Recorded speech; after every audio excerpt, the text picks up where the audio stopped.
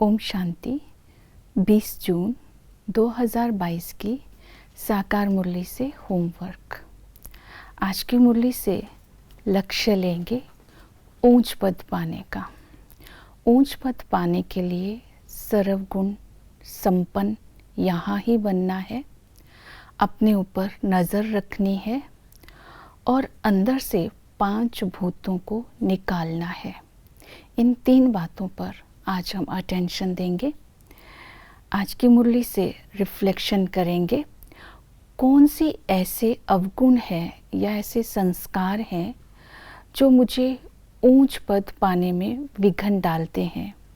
जैसे फीलिंग का संस्कार, अभिमान अपमान की फीलिंग, निराशा का संस्कार, और अपने अंदर चेक करेंगे कि मेरे अंदर मोह भी है तो उसको भी निकालना है। तो इसे सूक्ष्म में अपने अंदर इन विकारों की चेकिंग करेंगे। आज की मुरली से पुरुषार्थ करेंगे, सर्वगुण संपन्न बनना है तो अपने ऊपर नज़र रखनी है।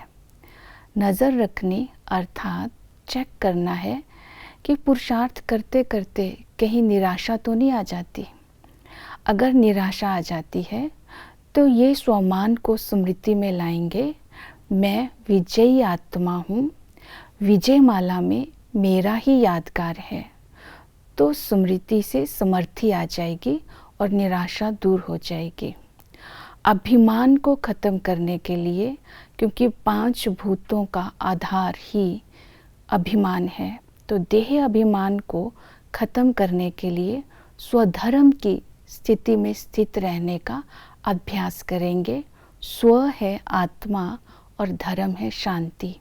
तो स्वधर्म को स्वरूप में लाने का अटेंशन रखेंगे तो संस्कारों में निर्माणता आएगी। जितना निर्माण बनते जाएंगे, स्वमान में रहेंगे, उतना अपमान की फीलिंग से मुक्त होते जाएंगे और अभिमान खत्म होता जाएगा।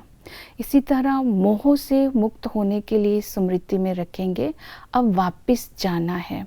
जितने भी देहधारी हैं इनको भी वापस जाना है और मुझे रोना प्रूफ बनना है। अगर देहधारी के अंदर बुद्धि लटकी रही और उनकी याद में अर्थात शौक में शरीर छूट गया तो दुर्गति हो जाएगी। इसीलिए मुझे रोना प्रूफ बनना है और किसी देहधारी में बुद्धि को लटकाना नहीं है। तो ये स्मृतियाँ मोहजीत बना देंगी। सर्वगुण संपन्न बनने वाली आत्मा की धारणाओं को स्मृति में रखेंगे। जो संगम पर सर्वगुण संपन्न बनने का पुरुषार्थ कर रही है वो आत्मा हर परिस्थिति में स्थैर्य रहेगी, रोना प्रूफ होगी, हलचल में नहीं आएगी और वो आत्मा सदा ही याद में रहेगी और सदा खुश रहेगी। स्थैर्य रहने के लिए अपनी कैसे भी परिस्थिति आए, मेरी स्थिति हलचल में ना आए, तो सृष्टि चक्र को बुद्धि में रखना है। और खुश रहने के लिए सुख धाम को बुद्धि में रखना है, क्योंकि सुख धाम में माया नहीं होती, सभी आत्म अभिमानी होते हैं। आत्मा निरोगी होती है, एवर हेल्दी होती है, अर्थात 5 विकारों से मुक्त होती है। ऐसे सुख धाम में मैं राज्य तख्त पर बैठने का पुरुषार्थ कर रहा हूँ। ये स्मृतियाँ खुशी देंगी और इसी नशे में सदा खुश रहना है। और इसी तरह याद करने के लिए उठते बैठते बाबा को याद करना है।